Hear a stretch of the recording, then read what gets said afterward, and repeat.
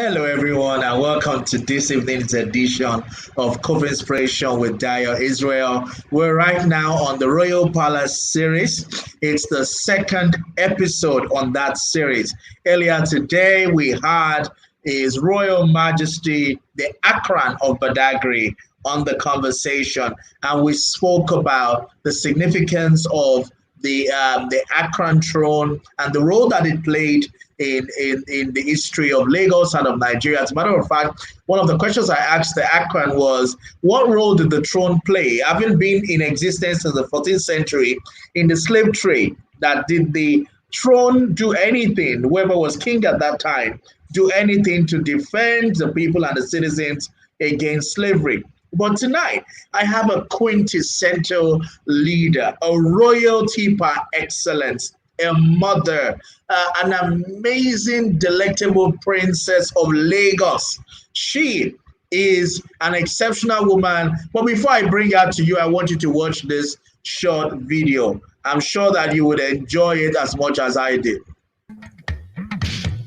Bíbí rẹ̀ ò ṣe fowó ra ó ti dájú. Kí abíní kò tó ká tún rẹ̀ níbí. Kí abíní kò tó ká tún rẹ̀ níbí. Ẹ wo Abiola ọmọ Dosumu, Aya Fernandez, ó kú bíbí rẹ̀. I'm sure you know who my guest today is already. Bíbí rẹ̀ ò ṣe fowó ra ó ti dájú. Bíbí rẹ̀ ò ṣe fowó ra ó ti dájú. Kí abíní kò tó ká tún rẹ̀ níbí. Kí abíní kò tó ká tún rẹ̀ níbí. Ẹ wo Abiola ọmọ Dosumu, Aya Fernandez, ó kú bíbí rẹ̀. Ladies and gentlemen, please welcome my guest for today, Erelu Dr. Abiola Dosumu. Well, it's so good to have you. It's wonderful to be here. I need you to dance first. They're singing your praises, so I need you to dance first. That's okay.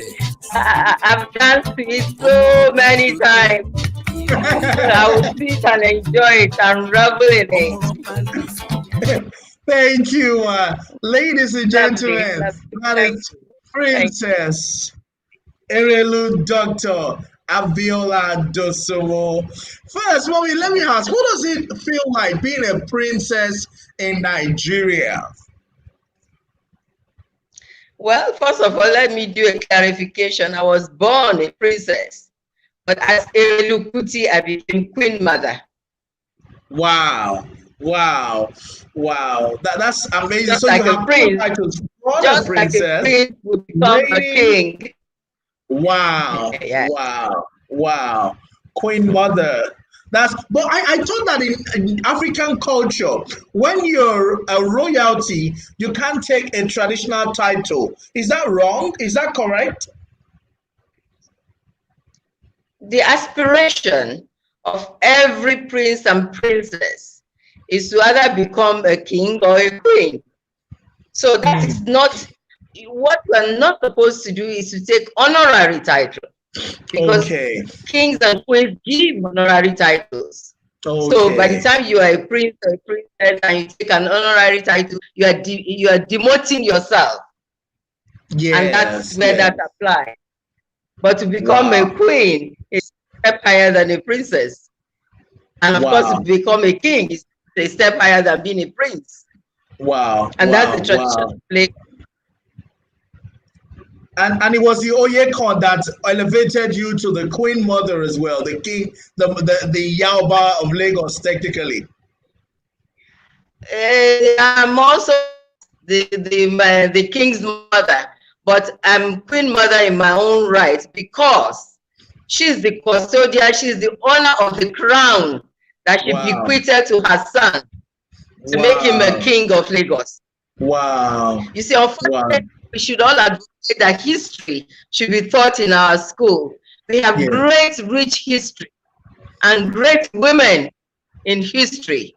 That unfortunately, without the teaching of history, our children are missing out on the rich culture, rich heritage the possessed, you know. Ma, can you take us into the Erelu title? Who and what is the Erelu, and where did the power derive from?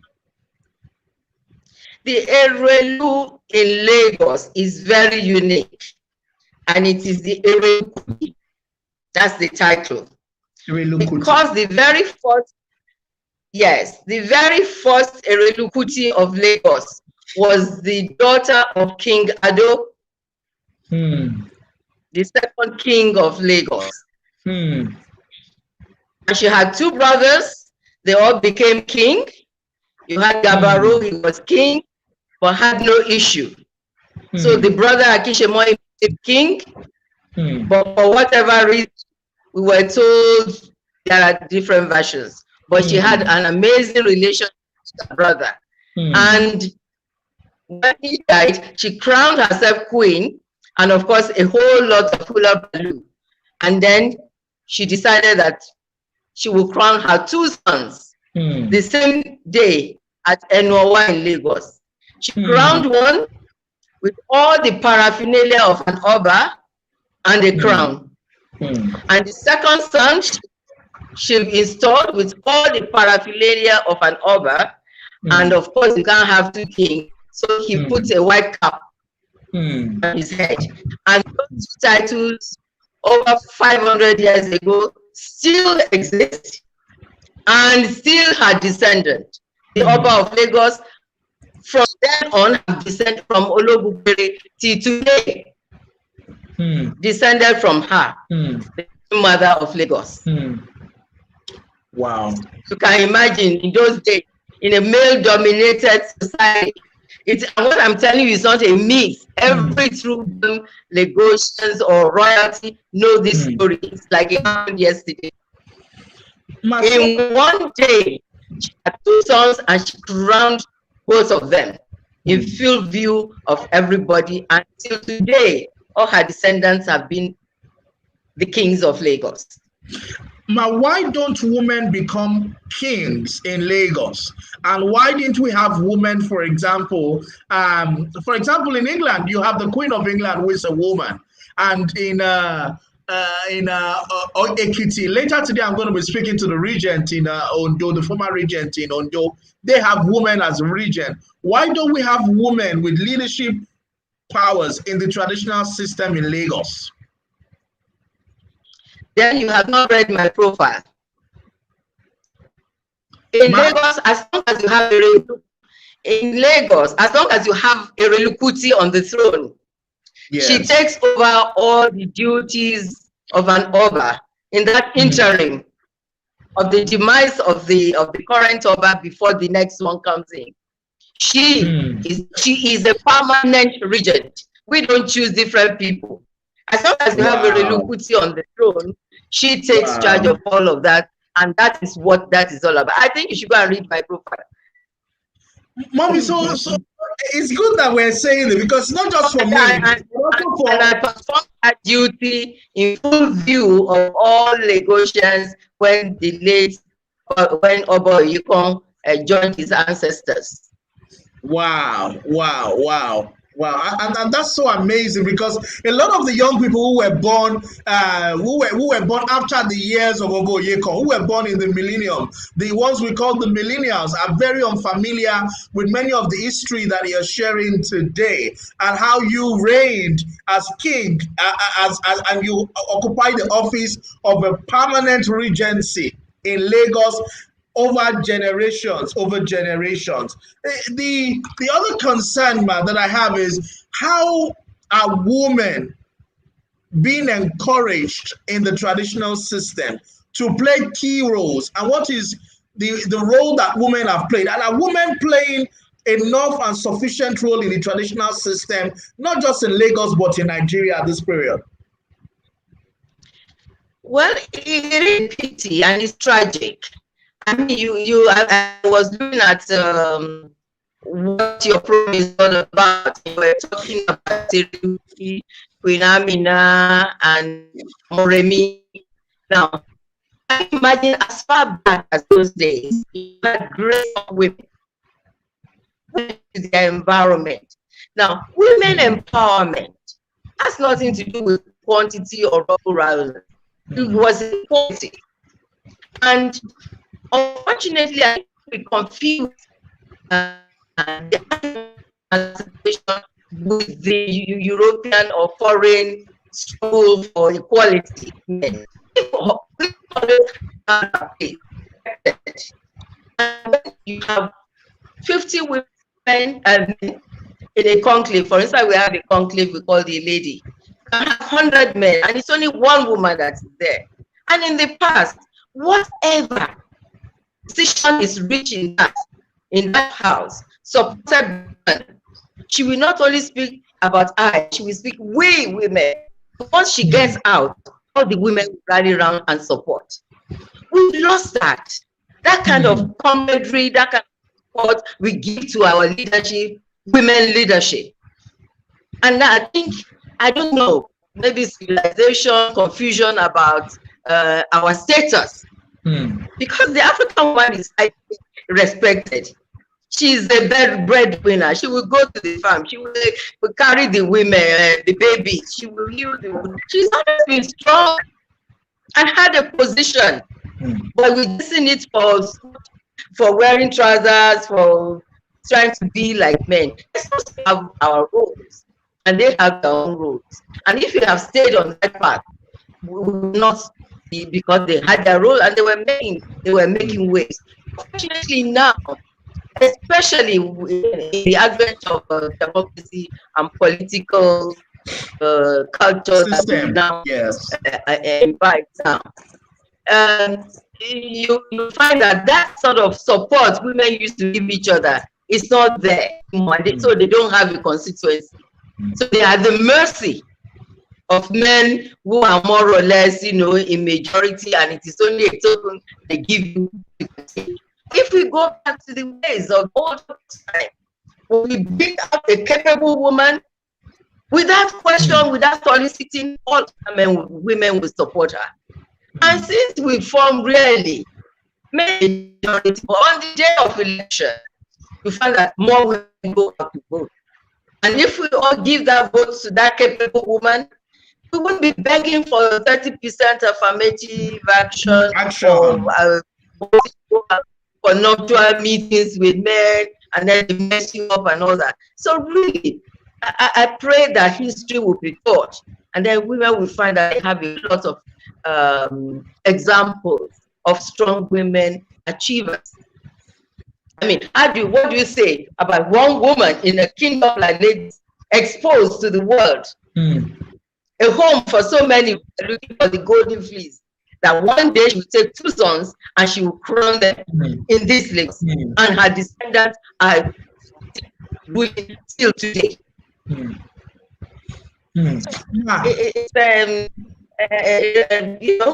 But also education is important. Again, in the past, at least in Lagos, parents were not shy about training their girl child. Because of lawyers, the first teachers, nurses, they're within the families of Lagos. Because as you send boys to school, you send girls to school. Unfortunately, all of that is diminishing or diminished at some point, and even till now. Girls, they rather send them out hawking while the young man goes to school, which is a pity. Because the woman is the custodian of our culture and tradition.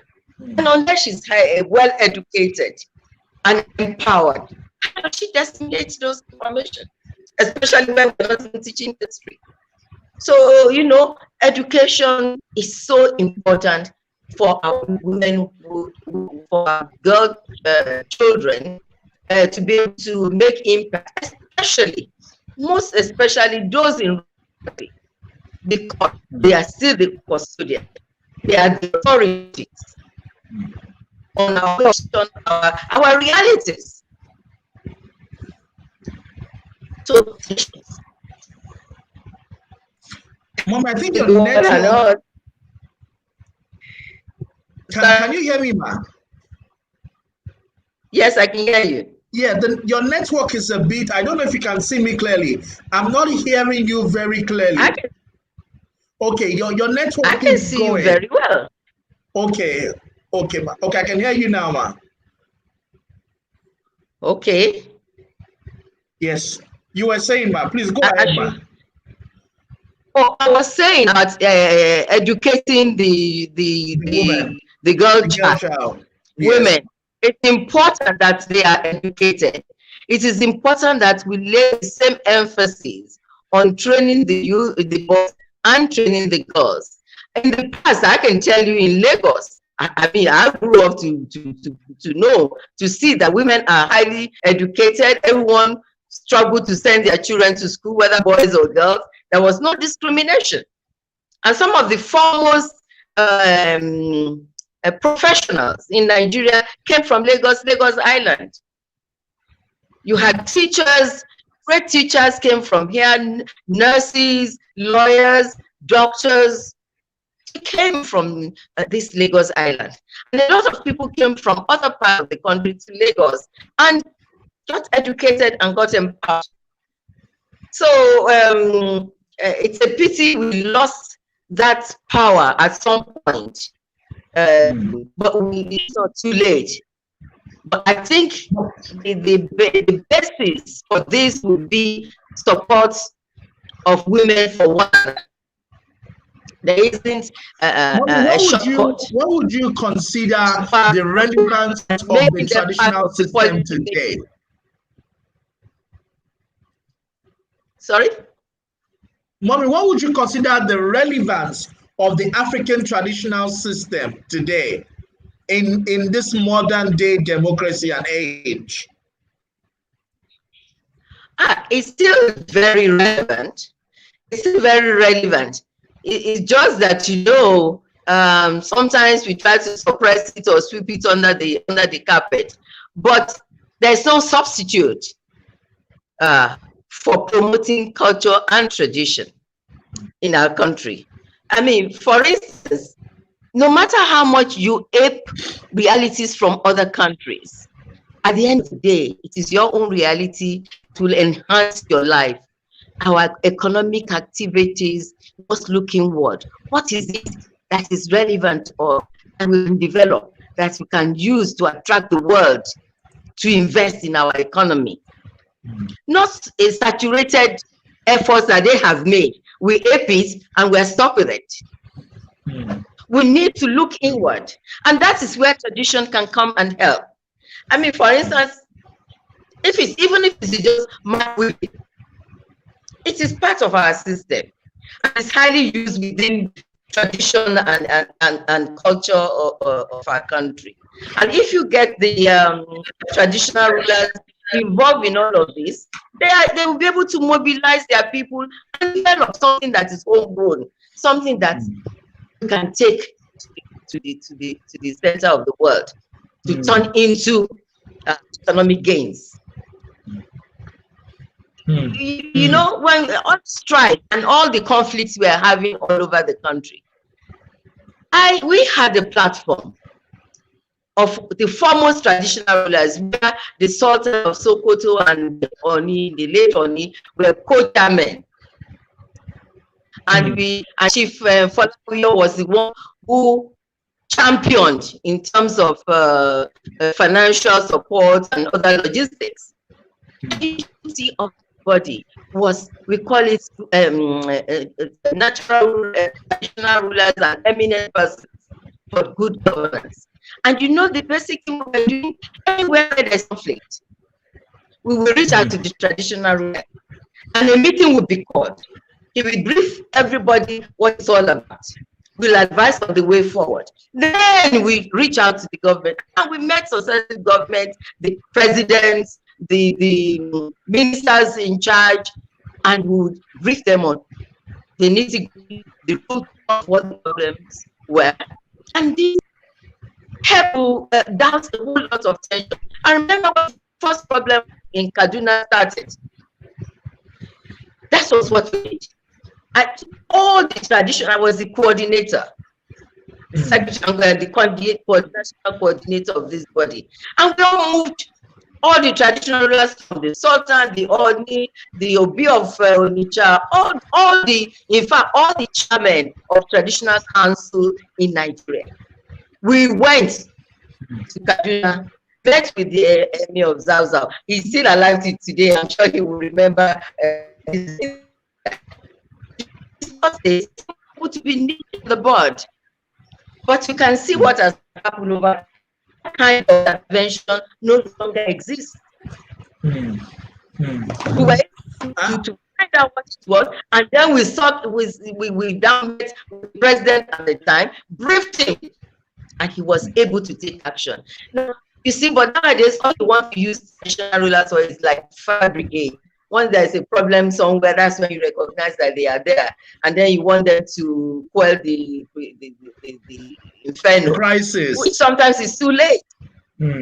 Yes, well, I call it inferno because you call it crisis, but look at what is happening now in some of South and Northeast and all that. It's no longer a crisis, it's an inferno. It's a big problem. It's a big fire. It's a big disaster. People are being killed every day. You call it crisis? It's suicidal war. And you know, therefore, what I'm saying in essence is that they are there. They have a role to play. Give them the opportunity. Listen to them. When they reach out to you, make us accessible, because they have that information to give. Mark, would you link the lack of engagement of the traditional system in a more cohesive and strong way? Would you link it to the modernization that is happening in Africa at the moment? And do you see modernization as a risk to the monarchy? You know, if you want to say that, what about monarchy in the Western world? They're highly developed. You know that even in the UK, no longer in day-to-day running.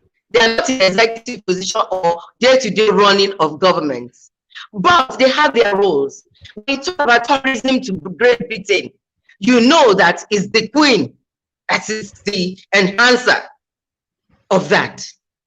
Now, those are the roles we should actively use our traditional institution for. We should empower. You see, to rather than say a first-class traditional ruler has to report to the local government chairman before he does anything.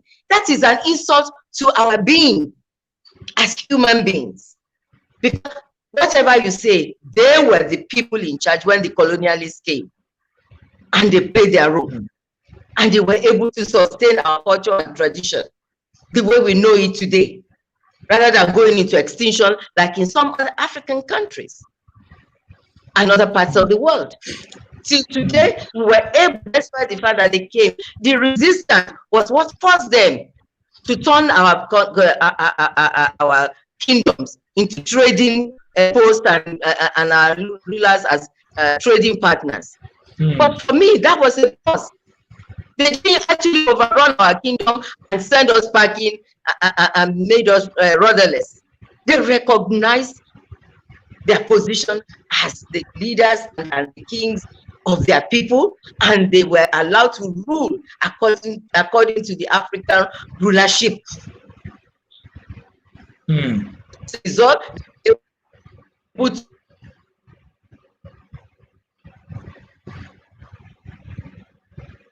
I'm not sure I can hear you, Ma. Are you there, Ma? I think I'm not sure if I think Mama's internet connection. If you can hear me, please say if you can hear her. Okay. Today, we were able, despite the fact.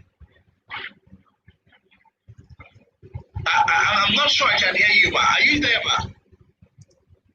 Let me try to. I'm trying to wait for. I think I'm not sure if okay. Mama's internet connection.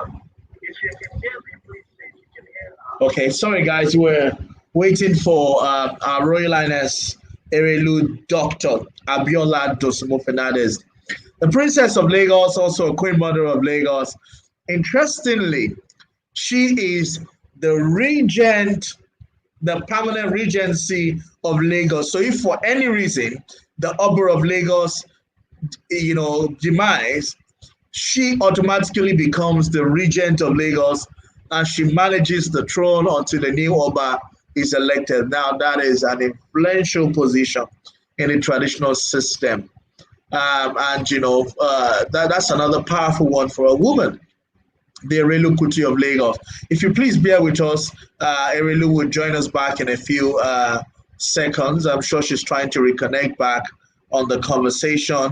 And this week, we want to understand really the governance systems, our cultural system, the local systems by which we're governed before the present democracy that we all see in Nigeria today. What lessons can we learn from the reality in Africa? The Europeans came, the West came to Africa, and they, tore into pieces our traditional systems that we have in existence. But yet, in today's world, they're still relevant, and they're still active, and they're still, doing their own bit. What we want to identify is how more uh, can these institutions, be relevant in the system of governance that we have. I'm waiting for our Royal Highness to join us back in the studio. Please bear with us. I think there was a bit of an internet glitch. Let me ring her. Thank you guys for your patience. Perhaps maybe while I'm waiting for her, let me play this song by King Sunny Ade for Erelu Dosumu Fernandez.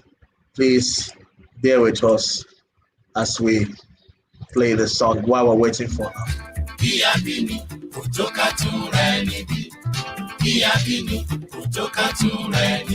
Erelu Abiola Dosumu, Aya Fernandez, Oku Bibire. Bibire, Oshe Fowora, Iyabini, Atuwatura Nibi. Bibire, Omashe Fowora. Ìyẹn ní ti Ṣẹ̀rífátù Adéníran tí ń jẹ́ra Abíọ́lá Elébédé Fernandez. Ọmọrọ̀bá Dòsùn ìlú Èkó. Ọmọrọ̀bá Lùfọ̀. Ọmọrẹ̀kú wẹ́rẹ́wẹ́rẹ́ ló gorí ìlànà. Kò ṣeé fọkọ́rò, kò ṣeé fàdárò. Bẹ́ẹ̀ ni báwo bá rò, a kò gbúdọ̀ kúrò níbẹ̀. Erelu Kuti ọmọ dára ló dẹjọ́. Májà yíyẹ ní ìṣó ọmọ ọba Òṣogbo.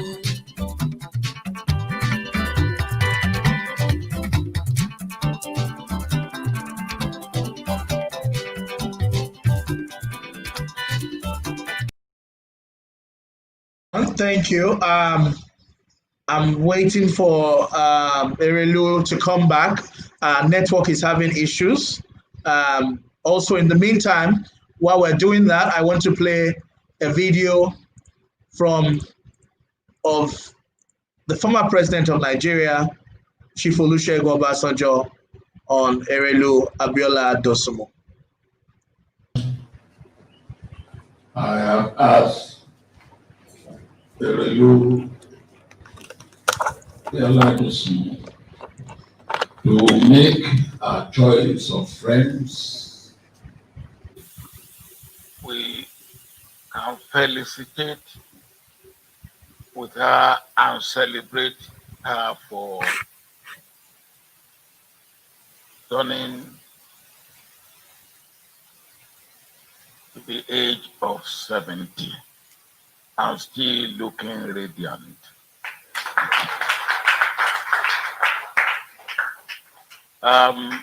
Let me thank all of you who are already here for accepting her invitation and mine.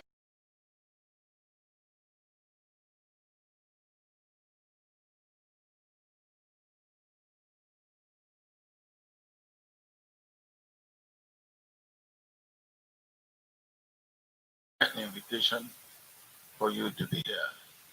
We really appreciate that. Let me particularly thank Basharon Rando because he has a special program in Lagos. And in fact, it was already going when I said, look, you have to show your face. And he said, I have shown my face. I said, you have to show your face again. So I dragged him back. But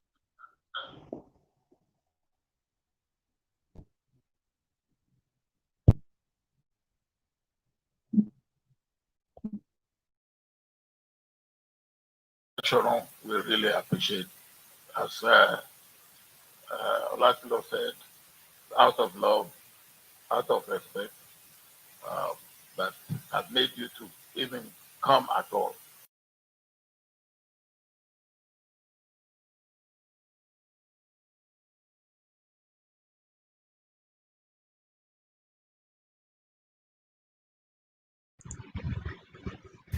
Ladies and gentlemen, please bear with us. That have made you to let me drag you up again.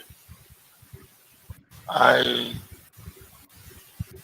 will say it's going to be the night as long as you want it to be, or as short as you want it to be. But make it as long as you want it to be.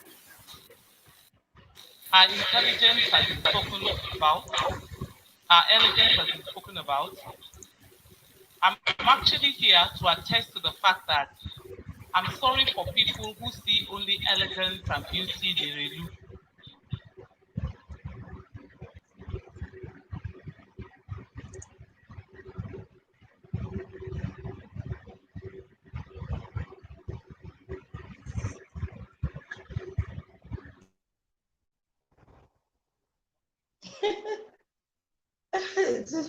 So what happened now? It just went off. Every Saturday, unfailingly. So Every Yes, Saturday afternoon.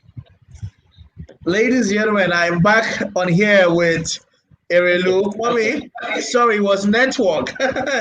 Good to have you back.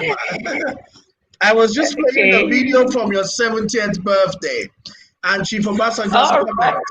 Okay. From your 70th birthday about 2-3 years ago. So Yeah, we're talking about, I think the network is way better now. We're talking about modernization and the role that, modernity. You were talking about the UK, but you're also aware that in the UK, they're talking about how to end the monarchy. Some people are advocating that the royal family is costing Britain so much. Do yes. you But that see, the monarchy in Nigeria will last another generation? But look at what you're saying. Yes, it's costing them a lot, but it's also bringing them a lot of revenue. So at the end of the day, they have to weigh which one is more beneficial. Yeah. And of course, the Nigerian traditional institution is not costing government that kind of money at all. We all get very little stipends to keep the body and soul together. And yet, whenever you need the presence of royalty or monarchy, these are the people that are summoned with very little minimal notice to go in and perform those roles. So, naturally in the days of modernization, you have all sort of people, socialists, anarchists, people who don't believe in God. So they're going to advance all kinds of views. But at the end of the day, it's common sense that will prevail. And you and I know that at least 60% of people who go to Britain in a year as tourists, they go because of the royalty of the United Kingdom of the UK. Yes. You know that. Absolutely. Even some of us who have been going for years, you still want to go to the parks. You still want to go to Trafalgar. You still want to go and feed the cow. You still want to go and watch the changing of the guards. That's tourism for you, and it's a lot of revenue that's been derived. That is where I want to put our institution. Some of us have great legacies to showcase. And especially in a country that as diverse as Nigeria, we have so much to showcase. Just try to develop that aspect of our life and use the custodian of the traditional culture to champion tourism in our country. Before I ask you my final question, man, there were days where the royalty was mixed with politics. So you have the former Oni of Ife, who was also the Governor General of Nigeria, Western Region. We had the Awujale, I think he was also a prime minister or minister or governor of your empire at a particular time. But of course, after a certain period in our journey, that, monarchy was, separated from politics. How perhaps I wouldn't just put it as politics per se. I would put it as governance. The kind of government that we were implementing at the time.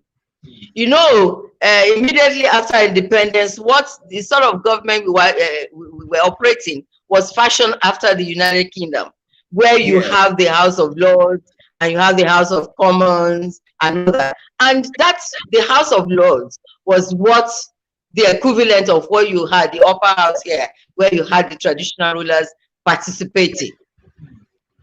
But you still have the parliament, where you have the main executive. Yes. Situated where they were practicing their politics, and they were the main operators of politics at that and governance at that time. But you had the parliament where you had the traditional rulers playing prominent roles as like the House of Lords in the UK. But you see, we discarded that and decided to go after the American system of governance, which is so expensive, which is so cumbersome. And that's what we're paying for and suffering for today. But at that time, when we're practicing the parliamentary system of the British, everybody had a role. And that's why you had people like the Oni and Co who were in the upper house. And I wish to have that kind of system where everybody belongs, where everybody's playing their role,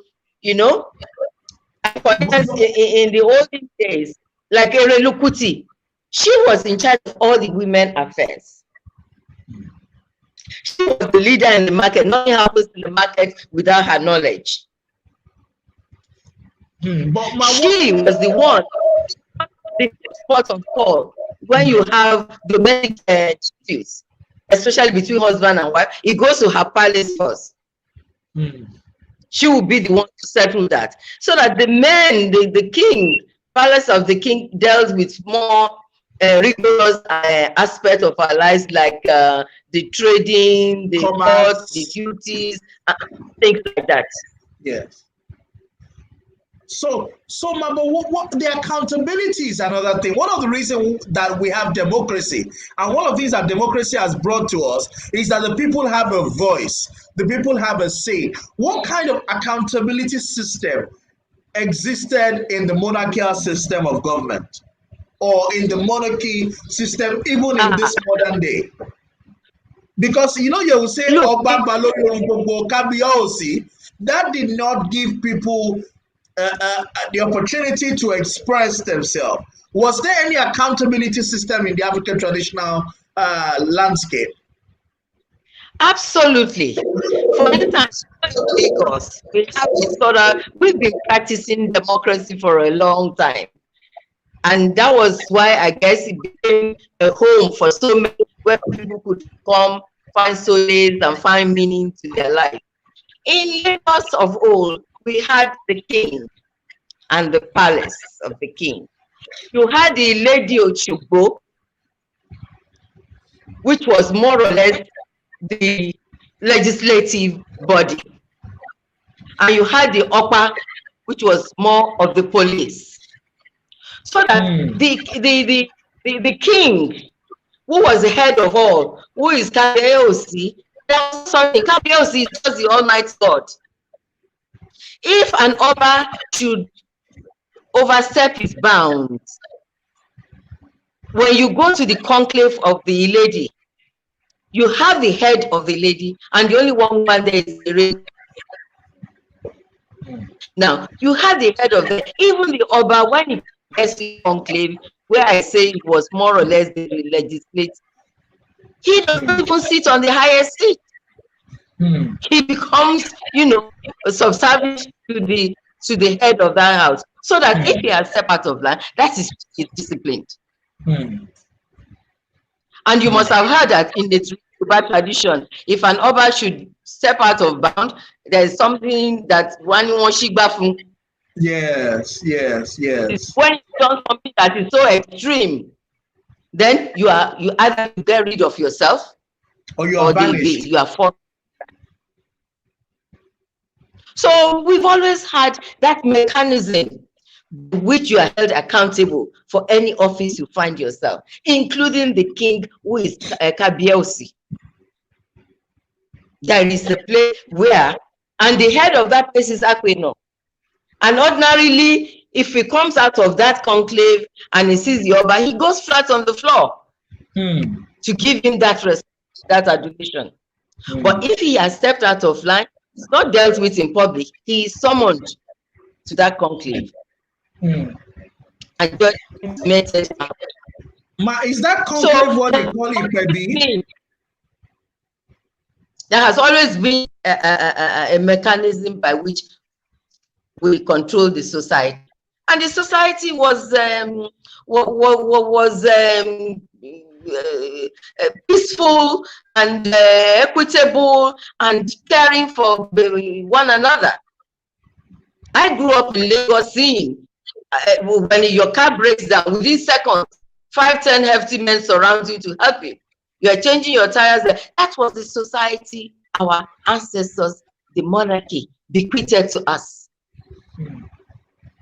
Until the so-called civilization, the era of democracy, the era of, and then we threw all caution to the wind. My final question, Ma. As we go deeper into the 21st century and begin to prepare for the 22nd century, what would you like to see the monarchy do in the modern society? How would you like modernity and monarchy to shake hand, in particular, as we go into the future? And what would you like the younger generation, my generation, and those who are coming behind us, who will watch this video 100 years, 200 years to now, what would you like them to know about the traditional system that we have in Africa, the excellency of that system, and how it has added value to the growth we now see today? What would you like to, as a final statement, to the emerging generation? And what is your vision for the African traditional system and monarchy in the emerging civilization of Nigeria and Africa?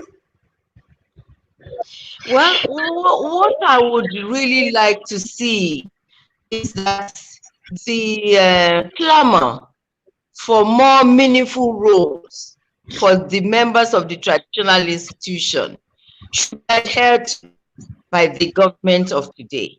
They should look inward that, you know, it takes 2 wings for a bird to fly. And if you have an institution like that, made up of others, even if a child of tomorrow, today, a child becomes a king today, he already becomes an elder. And so it should be recognized as a body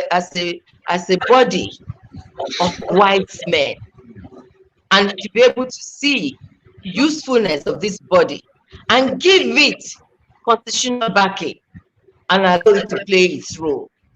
Because that way they are able to add value to our development, to the system of politics we play today. Because when a politician comes from a respectable, effective environment, by the time he gets to the arena of politics within government, he will be able to caution himself from this reckless abandonment we are experiencing now. In fact, one is made to believe that people aspire to go into politics just because of perks of office and the sort of remuneration they will get in there. But once you come from a well-established traditional, because everybody comes from one sector of the traditional institution or the other, and you are going to be held accountable for whatever you do when you're serving at the center or anywhere, local government. Not put the local government chairman in control of the traditional ruler. That's his father. That's his elder. But like I said, there's always a mechanism by which we also control the excesses of the traditional institution. So if they are that empowered, then you will begin to see a difference in the psyche of the average Nigerian, in changing them for good.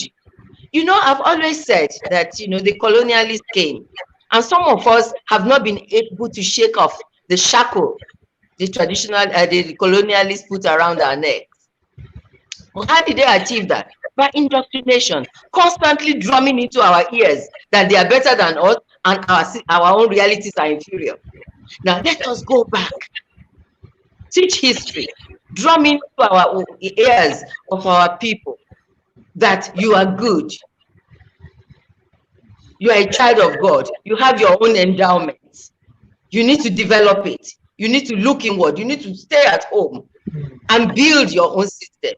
And you need to empower the traditional ruler to be able to give them that kind of support. That kind of, you know, by the time a traditional ruler gives you a chieftaincy, it's because you have performed. And you look forward to getting one if you have performed. But now, because the traditional ruler himself, you know, is at the mercy of the politician, so you come to him and say, you must give it to us. And they have no choice. And somebody who does not merit an honor gets it because he can buy it. And because the traditional ruler himself is helpless. We need to empower that group to be able to play their role, to add value to our system, to change the mindset of this recklessness where we have found ourselves. We don't care about other people. Somebody can knock you down and will not even look back and walk away. He thinks it's norm. Somebody is put in charge of a lot of resources. He doesn't blink an eye in appropriating all, not a bit of it. You know, in the past, the question of perks of office has always been with us. 10%, 5%, whatever. You are supposed to enjoy perks of office, but you're also supposed to leave a legacy and say, I can be held accountable. I was put there to perform a service and I have performed creditably. Now nobody cares. They want to steal not only for themselves, but for generations to come. In full view of all of us, unless somebody who is dead in Nigeria will say that he does not know the recklessness in which the national property is being appropriated by just one person or a handful of people. So I like to see the recognition of the roles that the traditional institution can play, and they are recognized and backed up by laws and our constitution, and so that when generation unborn comes, we would then say yes, everybody rose to the occasion and they perform gloriously well. I think we have no alternative to that. Ladies and gentlemen, we have been speaking to a bowel of wisdom, the elegant, delectable Erelu Kuti of Lagos, the Yaoba of Lagos, Erelu Dr. Abiola Dosumu. Mommy, thank you so much. I really wish that there were a lot of things I actually wanted to take you on. For example, I wanted to ask you about where does modernity and not modernity, where does religious how would I say it? So Christianity, Islam, the faith, the modern faith, and the traditional system? Where do they cross? Absolutely, absolutely. And I'm glad you are asking me that. You know, of course they cross paths because they all stem from the same root. Christianity, Muslim, traditional beliefs, all stems from the worship of Olodumare, the Almighty Father, the omnipotent. I am that I am. In Yoruba, we talk about Olodumare. No matter which Babalawo you go to, no matter whatever, they will still tell you by the power of the Olodumare. They can call him Allah. We call him Olodumare. Well, Allah is not even, is God.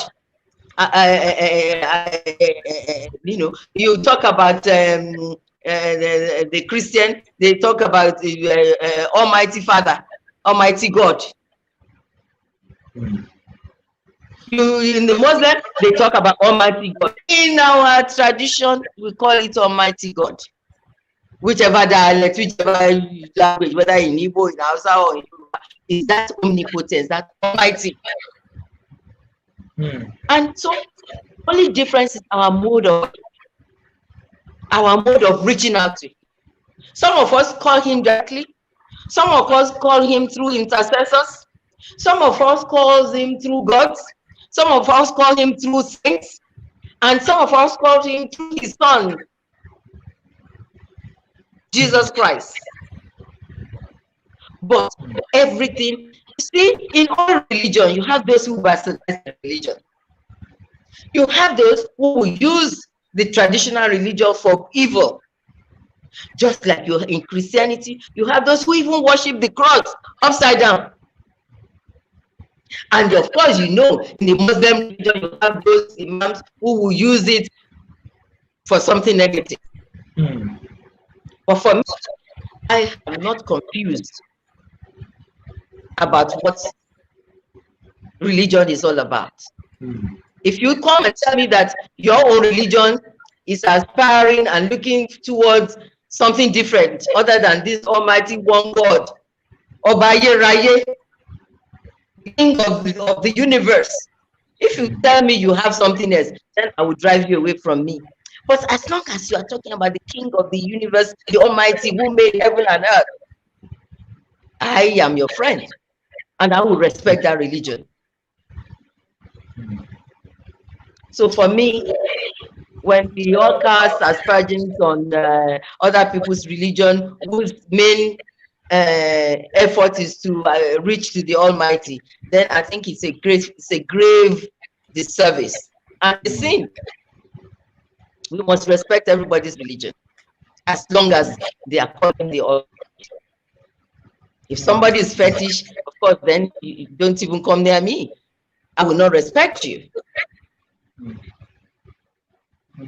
So for me, my traditional, I am a staunch Catholic, but I also respect my traditional belief in the Olodumare. Wow. You're a staunch Catholic. Wow. Yes. Wow. Wow. This is such an insightful conversation. Thank you so much, Erelu, Our Royal Highness, Erelu Dr. Abiola Dosumu. I'm sure that by the end of this week, a lot of us will have learned a lot about, and you know, this is the one of the things that we've lost in history. We need to know where we've come from. What system did our parents and our grandfathers and our ancestors have? What were the lessons that we could learn from them? How did they operate? And how can we take from their own existence, lessons from their existence, and adopt some into our own journey of modernization? It has been really great talking to you, man. Thank you so much for your time. I commend you, and I thank you for this great opportunity, because you know I get invited to so many discourses, but nobody really pays attention to the traditional institution, and yet it's the essence of our lives. And I am so glad, and I commend you for this great Thank you, effort. mommy. God bless you. Thank you so much, man. Ladies and gentlemen, thank you so much. We've had a great time with mommy. We'll be back here at 8 o'clock with the Regent of Idoani. We've had two fantastic sessions in Lagos, the Akran of Badagry and the Erelu of Lagos. You couldn't have it better than that. The father and mother in Lagos. Thank you so much, and God bless you real good, everyone. See you.